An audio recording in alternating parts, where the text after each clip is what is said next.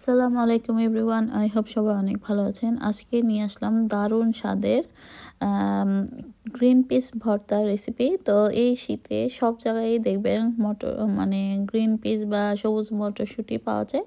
তো আপনারা এইভাবে বাসায় বানিয়ে খেতে পারেন, আর খুবই সুস্বাদু এবং খুবই হেলদি একটা ভর্তা রেসিপি, আর বানানো খুবই সহজ। তো চলুন দেখে নিই। এখানে আমি বেশ কিছু মটরশুঁটি নিয়ে নিয়েছি।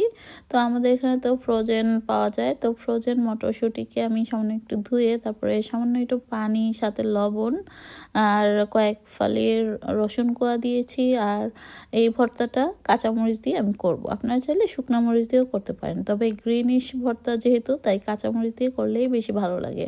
তো একদম যখন পানিটা ড্রাই হয়ে আসবে, তো পানি যখন একদম শুকিয়ে যাবে সেই মুহূর্তে কিছু পেঁয়াজ কুচি করে আমি এর সঙ্গে দিয়ে দিয়েছি, আর কিছুটা পেঁয়াজ আমি আলাদা মানে কাঁচা দিব সামান্য অল্প, আর কিছুটা ধনেপাতা কুচিও কিন্তু আমি ভেজে নিয়েছি একসঙ্গে, দেখেছেন হয়তোবা।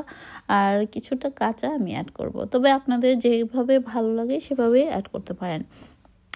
তো সামনে একটু যখন ভাজা ভাজা হয়ে আসবে, পানিটা টেনে আসবে, ঠান্ডা করে আমি এখন একটা বোলের মধ্যে নিয়ে পেঁয়াজ কুচি এবং ধনেপাতা কুচি অ্যাড করে সামান্য একটু লবণও অ্যাড করেছি, যেহেতু সিদ্ধ করার সময় একটু দিয়ে দিয়েছিলাম। আর এখন সামান্য একটু সরিষার তেল বা মাস্টার্ড অয়েল দিয়ে আমি এটাকে ব্লেন্ড করে নিলাম।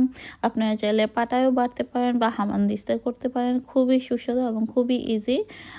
তো এই তো আমার ভর্তাটা কিন্তু হয়ে গেছে। তো সঙ্গে আরও দু রকমের করছি, মানে 3 রকমের টোটাল। তো সেগুলোর রেসিপি আমি আবার আলাদা একটা ভিডিওতে শেয়ার করব। তো এই তো দেখতে পাচ্ছেন আমার ভর্তাগুলো হয়ে গিয়েছে, আর মাশাল্লাহ এত সুস্বাদু হয়েছে প্রত্যেকটা ভর্তাই। আর মাঝে মাঝে দেখবেন শীতকালে বা গরম ভাত দিয়ে এরকম ভর্তা দিয়ে ভাত খেতে খুবই সুস্বাদু লাগে, আর খুবই মজার এই গ্রিন পিসের ভর্তাটা। আপনারা কে কে এর আগে খেয়েছেন অবশ্যই আমাকে কমেন্টস করে জানাবেন। তো এই তো আমি গরম গরম ভাত দিয়ে গ্রিন পিস দিয়ে প্রথমে খাচ্ছি, খুবই সুস্বাদু হয়েছে মাশাল্লাহ। তো আপনাদের যদি ভালো লেগে থাকে আমার রেসিপিগুলো, মানে ভর্তার বা রান্নার যেটাই হোক, মানে যদি ভালো লেগে থাকে অবশ্যই ট্রাই করবেন আর খেয়ে জানাবেন যে কেমন হয়েছে। তো আমি এখন শুটকির ভর্তা দিয়ে খাচ্ছি, একবার কাঁঠালের বীজের ভর্তা দিয়ে, মানে সবগুলোই ভালো হয়েছে।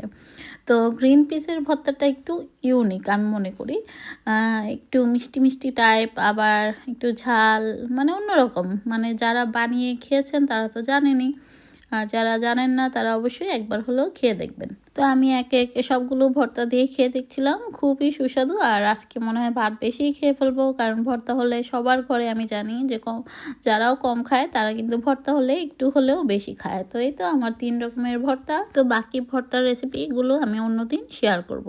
তো আজ পর্যন্তই, সবাই ভালো থাকবেন, আমাদের জন্য দোয়া করবেন, আর আপনাদের জন্য রইল অনেক দোয়া। আল্লাহ হাফেজ। Thank you for watching.